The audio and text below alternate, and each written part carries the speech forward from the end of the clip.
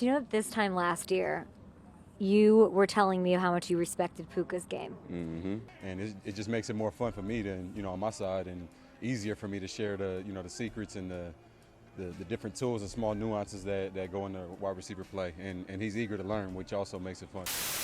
If we're being realistic with ourselves, you can make the argument that the Los Angeles Rams were a Jalen Carter sack and a touchdown away from defeating the Philadelphia Eagles and making it to the NFC Championship game. And that's no disrespect to the Eagles, they're the Super Bowl champions, but in this video, we're gonna really talk about why the Los Angeles Rams are legit Super Bowl contenders. And this team was not expected to be that last season. Yes, they made the playoffs in the 2023 season as a wild card, but last year winning the division with a 10-7 record in the NFC West with really a division that was very competitive. Even the Seahawks were 10-7 as well too, but they missed the playoffs. And the Cardinals, they were 8-9, and the 49ers had a down year. The Los Angeles Rams were still viewed as one of those teams that had the talent, but really weren't necessarily looked at as one of the upper echelon teams in the playoffs last year. But they showed that they were able to go hand in hand on the road in the snow in Philadelphia and play a high level game, coming so close to winning that game. And this season, I love the moves that they made. It was a tough decision to move on from Cooper Kupp, arguably their best wide receiver in franchise history, but it was time, and they essentially replaced him with Devontae. Even going to his 17th year this year, he's still one of the best quarterbacks in the league. I still think that he's a top 5 to 7 quarterback in the league, and he showed that last season. In 2024, Stafford threw for over 3,700 passing yards, having 20 passing touchdowns and 8 interceptions, having a QBR of nearly 65, which ranked 12th in the NFL. So not necessarily maybe the type of numbers that he had, for example, in the 2021 season when they won the Super Bowl, and he was younger, mind you, and had weapons like a Cooper Kupp then, who won the Triple Crown that season, Odell Beckham Jr. for the latter part of the season.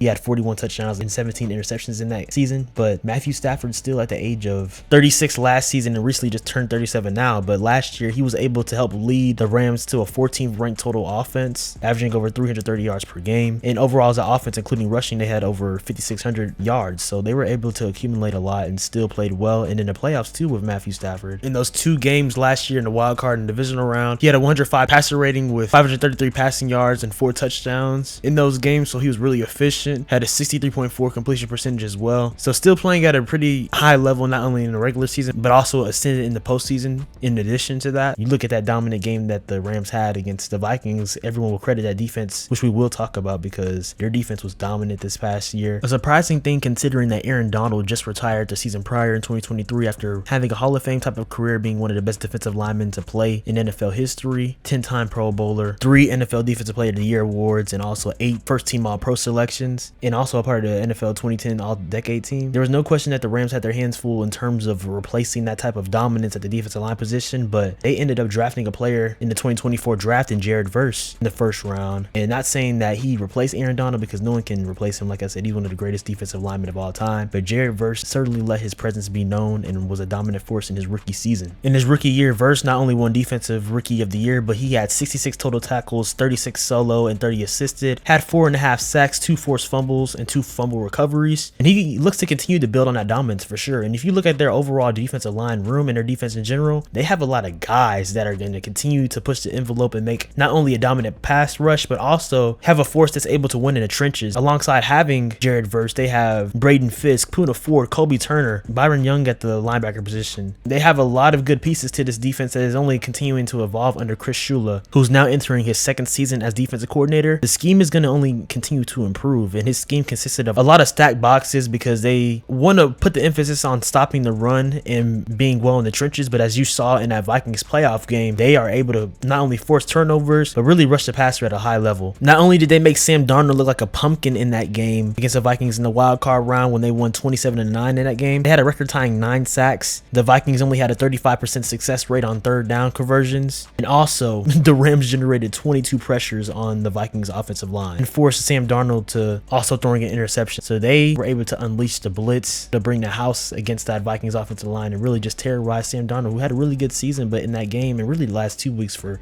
Sam Darnold, a lot of things came back to earth, and he still got that bag from the Seahawks, but the Rams certainly made him look crazy, and I expect to see a lot of that in this upcoming season for the Los Angeles Rams and their defense, because they're only going to continue to ascend, because as I mentioned, no one expected that type of production from that defensive line in their first season under their first time defensive coordinator in Chris Shula. But Shifting things back to the offense, though, we can all acknowledge, though, that Sean McVay, the head coaching mastermind that he is going into his 9th season as head coach, he is the genius that pulls the strings throughout it all, and he is ultimately the identity of what this Rams team has been able to do in their near decade tenure with him at the helm of the head coaching position. You can look at his coaching tree already. He already has multiple head coaches that have been under his staff that are current head coaches in the league, like a Kevin O'Connell, who has had real success in the league and was the offensive coordinator for when they won the Super Bowl in the 2021 season. Liam Cohen, who just got hired as a Jacksonville Jaguars head coach, had his first season as head coach there. Also a Raheem Morris too, who was just a defensive coordinator for the Rams a couple of seasons ago in 2023. So his coaching impact is being extended far and wide. You even look at a offensive coordinator like a Nick Caley, who was just on his staff last season as a passing game coordinator and tight ends coach, and now he's an offensive coordinator for the Houston Texans. So his impact on the NFL currently already as a head coach, only being 39 years old, is continuing to show itself. And a few years ago, when him and general manager Les Snead decided to make that trade to bring in Matthew Stafford for Jared Goff, it showed that he meant business and that this franchise was ready to win. And that same season, they won the Super Bowl, which made him the youngest coach in NFL history to win the Super Bowl. And he still holds that record to this day, as he was 36 years old when the Rams won Super Bowl 56. And a few years now later, 4 years to be exact after that season, they're looking to recreate that type of success. And I certainly think it's possible that they can reach a near level to that, as they did make the divisional round last year and nearly beat the Eagles. Now, we can attest to a player like a Devontae Adams, who's only going to make a player like Puka Nacua better, because what he has been able to do throughout his 12 years has been nothing short of sensational. And even last year, in a tumultuous season, essentially asking out from the Raiders, then getting traded to the putrid New York Jets, who were bad last year, Devontae Adams still had a really good season at the age of 32 years old. Devontae Adams was still able to get 85 receptions for 1,063 receiving yards and 8 touchdowns, was still a very productive receiver, and is looking to continue to build on that. And even the past few seasons, I know he hasn't really been on teams that have contended at all, really hasn't been on a contender since he was on the Green Bay Packers, but even then his production has still been great. Now, he's dealt with some injuries, but you can look at 2023, for example. He had over 1,100 receiving yards. 2022 had over 1,500 receiving yards, and his last season in Green Bay had 1,500, and last year he still had over 1,000. So he's still performing at a high level, and he's going to be able to really create so much separation, not only for himself, because that's how he is as a wide receiver. He has an insane route tree, but that's going to make things easier for Puka Nacua and going to make lives very difficult for defensive coordinators and also opposing defensive backs to contain the both of them, because they also have a player like a Tutu Atwell, who was very solid too last year and was able to free up stuff at times for Puka Nacua. But I think Puka Nacua has the potential to already be a top 5 receiver. I mean, if you look after the top 3, in my opinion, which is Justin Jefferson, Jamar Chase, and then CeeDee Lamb, you can make the argument that Puka Nacua could be 4 or 5. And look at his production throughout his first couple of years, and especially in his rookie year. No one saw that coming, but regardless of the situation, he is a guy that already has a top 5 talent. Now, last year, it's kind of hard to directly compare because he only played in 11 games and he missed 5 games due to injury, but he still was able to get 79 receptions for 990 receiving yards and 4 touchdowns, which is really impressive. But in his rookie year, that's the season where everybody was put on notice by him being a 5th round pick, having the type of production that he had. He had nearly 1,500 receiving yards as a rookie with 105 receptions and 6 touchdowns. That production is insane, and I think that he's going to have a really similar season to that in his 3rd year. And he's still only 24 years old, just turned 24 actually in May. It's not absurd to say at all that he's a top 5 level receiver. I mean, after the top 3,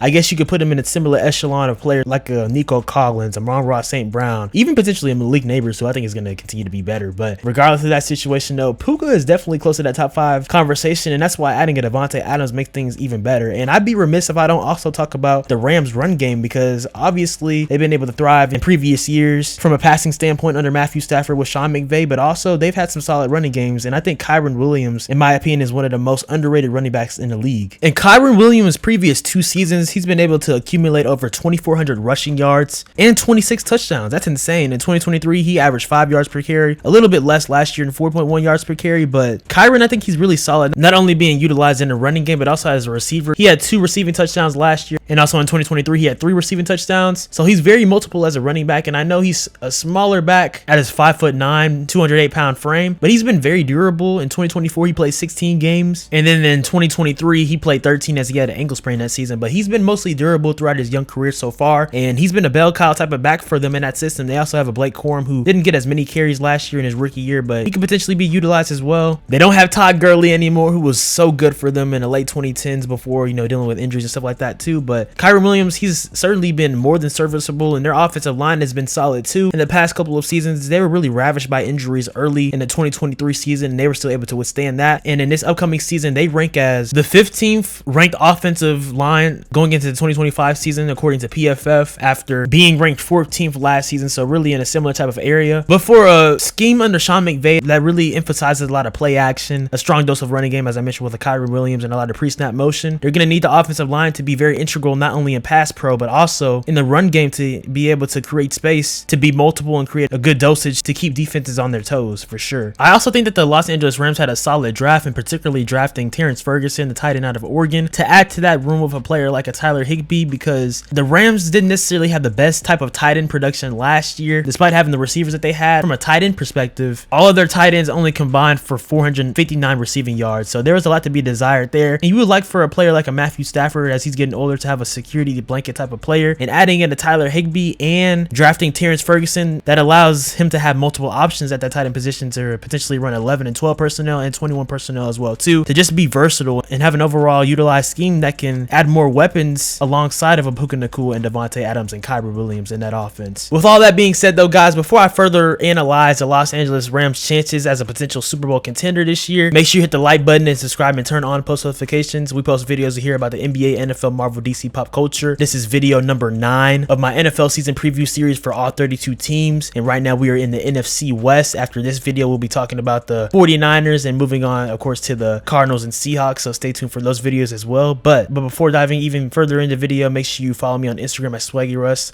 on Twitter /X at SwaggyRuss as well, at TikTok at SwaggyRuss02 for short reel contents and things of that nature. With all that being said, let's talk about why the Los Angeles Rams are legit Super Bowl contenders for the 2025 season. So when talking about the Los Angeles Rams, for me, I want to look at the NFC West in particular in their division, because we can all acknowledge that the 49ers, they have a lot of talent. They were ravished by injuries last year. The Seahawks, they have a lot of defensive talent, particularly with Mike Macdonald going into his second year as head coach, having guys like a Devin Witherspoon on defense. They added guys from the Cowboys like a DeMarcus Lawrence. We know offensively they signed Sam Darnold, and they have Clint Kubiak as their offensive coordinator, so I think the biggest question for me is their offense. But overall, they're solid, and like I said, they were 10-7 last year. And then you have the Cardinals. I think they're a very interesting team, and we'll talk about that more when we do their season preview. But for the Rams, I still have to put them as the favorites in the division, just from not only a talent perspective, but head coaching overall. Sean McVay being so cerebral at the head coaching position, arguably being the best coach in football. You can argue him, Andy Reid. I wouldn't really debate Andy Reid, because he's a 3-time champion now, and he, even before winning a Super Bowl, was one of the best coaches in terms of a resume standpoint of all time, and he just continued to add to that. But before I go on a tangent with that, the Rams, they still have the best chance to win the division. Of course, health is going to play a huge factor. That's the obvious duh in this situation and conversation. But if you look at the quarterbacks alone in this division, even with Matthew Stafford being 37 years old,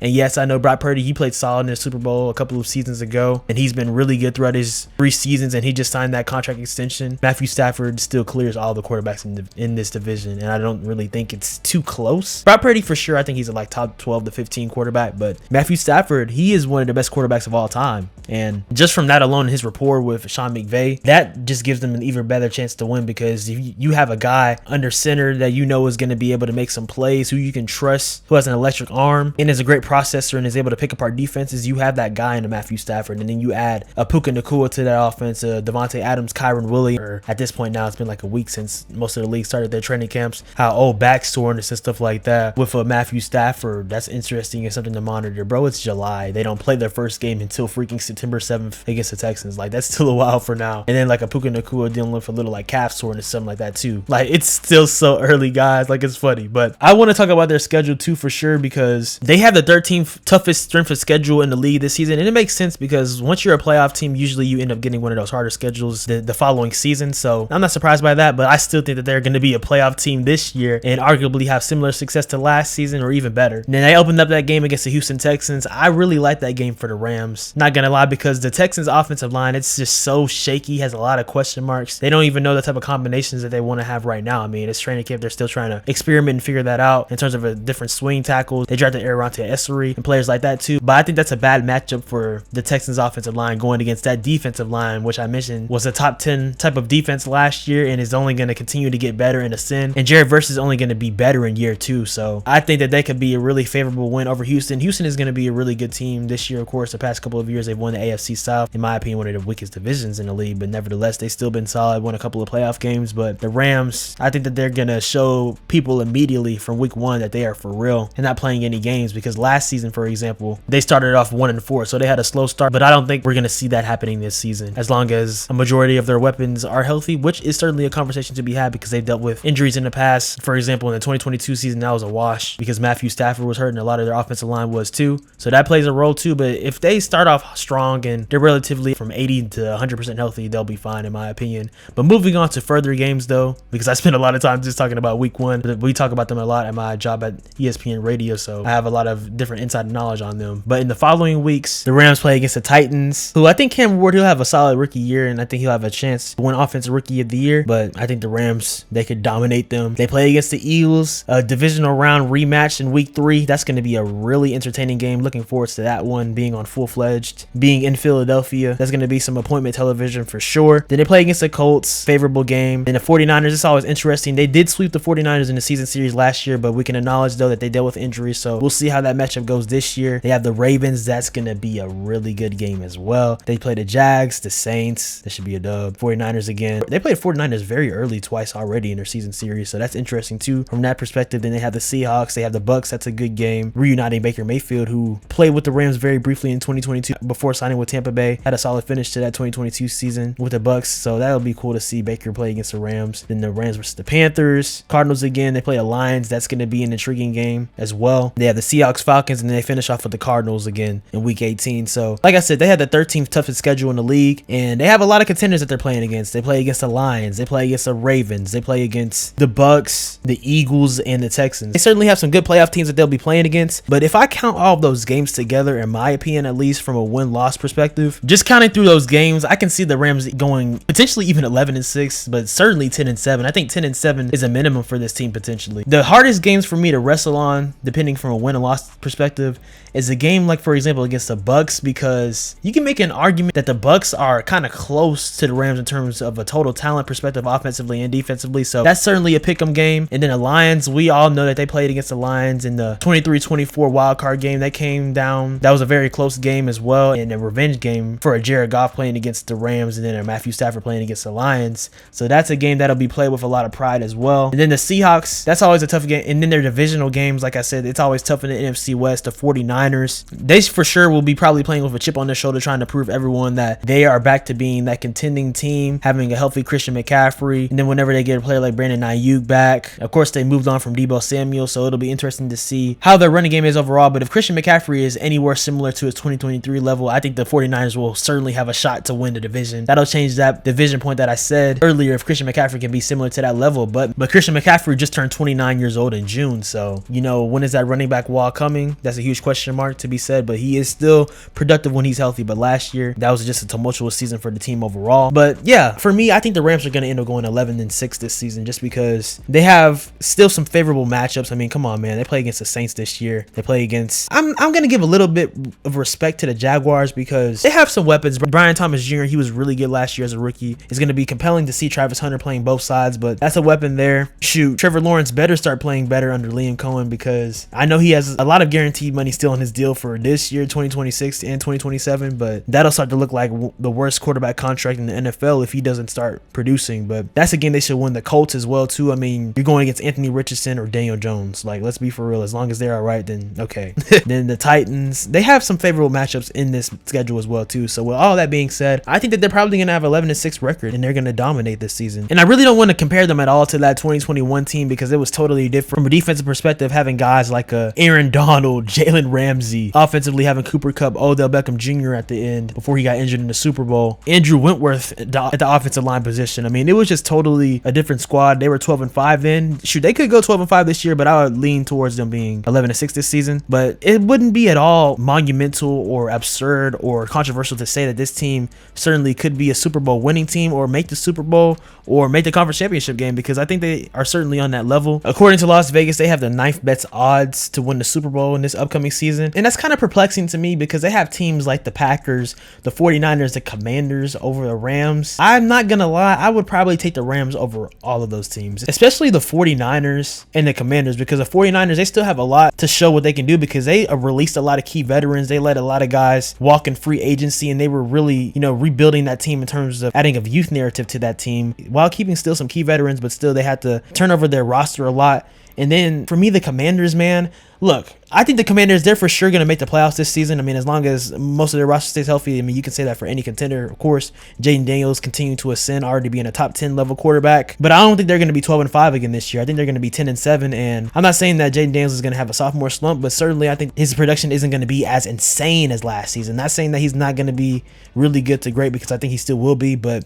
I think overall the Commanders, they still have a lot of flaws, not only in their defense because they ranked, I believe, 30th in stopping the run last year. They have Deebo Samuel as their wide receiver too. I mean, let's be for real. Not going to lie. No disrespect to him, but I mean, it is what it is. I think the Rams have better chances than the Commanders and 49ers and even the Packers to an extent too, because Jordan Love, yeah, he was injured last season, really in week 1 after that injury against the Eagles. He wasn't really the same throughout the year, and he was still productive at moments, but still that team wasn't great. And in the playoffs, they really got mollywopped by the Eagles in the wild card round. But for me, for the Rams, if you look in the NFC, the only 2 teams I would have with better odds over the Rams and NFC are the Philadelphia Eagles and the Detroit Lions. That's literally it. To me, there's only 5 teams that I would pick ahead of the Rams potentially winning the Super Bowl, and that would be the Bills, the Ravens, the Eagles, the Chiefs, and the Lions. I think the Rams slot in 6th to that spot for sure. I kind of mentioned their draft a little bit earlier as I talked about the tight end that they drafted in Terrence Ferguson from Oregon, but a really good gem and thing that they were able to do in the draft was trading their first-round pick to the Atlanta Falcons to acquire the Falcons' 2026 first-round pick. You don't know how valuable that could be in next year's draft, whether you're trying to draft a predecessor to a Matthew Stafford to learn behind him in the future, or if you're trying to acquire more talent from a defensive perspective or another weapon offensively be used not only as capital, but overall, if you have 2 first-round picks, that'll be a good compliment to them from a 2026 perspective. But from a 2025 draft perspective, they had a good draft. I mentioned Terrence Ferguson. They drafted a lot of defensive players as well too. They drafted outside linebacker Josiah Stewart in a 3rd round from Michigan, a part of a championship culture, and going into a place that has a Super Bowl winning head coach in Sean McVay that helps him be further solidified and be in a defense under Chris Shula. Then they drafted a running back in Jarquez Hunter in the 4th round from Auburn, adding to that room with a Kyron Williams and a Blake Corum, among other players. They drafted defensive tackle Ty Hamilton in the 5th round, and then linebacker Chris Paul Jr. in the 5th round, and then wide receiver Konoda Mumfield from Pittsburgh in the 7th round. So I like what the Rams did from a depth perspective in the draft, but also a long game perspective in terms of acquiring a first-round pick for a desperate Falcons team who acknowledged that they needed to draft 2 edge rushers, which they did, drafting Jalen Walker and James Pierce Jr. So shout out to them, but that could be a really good thing for the Rams if the Falcons end up being similar to what they were last year, being a team that missed the playoffs, who were solid, but still had a 8-9 record, and it wasn't enough to win the NFC South. So for me, like I mentioned in that Vegas odds thing, I think that I would probably say the Rams are the 6th best team, at least going into this 2025 season, after teams like the Eagles, Ravens, Bills, Chiefs, and the Lions, because they have that talent to potentially be a Super Bowl type of team. And it's going to be interesting in the mix to see how things go in the NFC West, because like I said, year in and year out, these teams constantly beat on each other. Typically there's a year in which for example, the 49ers, they end up being a 1 seed or something like that, or when the Rams were dominant in 2021, they end up taking things ahead. But even with the 2nd and 3rd spot, potentially you could have space to where this team has 2 teams in the 2025 NFL playoffs, but that'll be a huge question mark too, because you have to account for divisions like the NFC North, the NFC East, having multiple teams make the playoffs too. So it'll be a certainly interesting finish and a compelling thing to see how the NFC West goes as we continue talking about this series and where I stacked them up. But like I mentioned already initially, I think the Rams are going to win the division again this year, despite the 49ers, who will probably be improved. I mean, I certainly don't think that they'll be 6-11 again in this upcoming season, but I still think I would favor the Rams to win the division this upcoming year in the NFC West, and I think that they are a legit Super Bowl threat, and they made a divisional round last year. It wouldn't surprise me if they made the NFC Championship game this season, or made the Super Bowl and represent the NFC, or maybe even Matthew Stafford winning a 2nd Super Bowl with a Sean McVay. That would not be shocking at all to me, because this team certainly has the talent, not only offensively, but as I mentioned, defensively, to create havoc. But you guys let me know in the comments down below, how do you think that the Los Angeles Rams will perform in this upcoming season? Do you echo the same sentiments that I do, thinking that they're potentially a Super Bowl level type of team? Y'all let me know in the comments down below. Or do y'all think that they're just a playoff caliber team who will end up performing similarly, losing in the wild card round or the divisional round like they did last year? Y'all let me know in the comments down below. Stay tuned for the the rest of the NFC West division, as I mentioned earlier, we'll be talking about the 49ers next, previewing their season and how I think things will go with them, then the Cardinals, and then the Seahawks. And then after the NFC West division, we'll be moving on to the AFC West. So definitely trying to get a lot of these videos out, guys, because like I said, I'm trying to have the entire 32 teams, all their season preview series done by the end of August, because there's a special video that I want to make ahead of the 2025 season starting, and the Cowboys and Eagles play against each other on September 4th, because I want to preview the whole season in its entirety in a celebratory type of way, because at that point we'll be close to the season starting. So stay tuned for that for sure. But y'all let me know in the comments down below how y'all think the Rams are going to do in this upcoming season, and stay tuned for the rest of the divisions that we have to talk about, because there's still a lot more. This is just video number 9. There's still 23 more teams to talk about for sure, so stay tuned. Love you guys always. If I didn't say it already, again, make sure you hit the like button and subscribe and turn on post notifications. Follow me on Instagram and X/Twitter at SwaggyRuss, TikTok at SwaggyRuss02 for shorts, reels, all types of stuff like that. Know that you guys have purpose. Jesus Christ loves you. Continue to keep him at the center of your life always, guys. And if you don't have a relationship with him, he loves you truly. Know that Jesus loves you, guys. Know that you have great things going for you. You are loved. I'm here for y'all. Y'all keep being blessed, keep being legendary. Stay tuned for more videos, and y'all have a good one. Peace.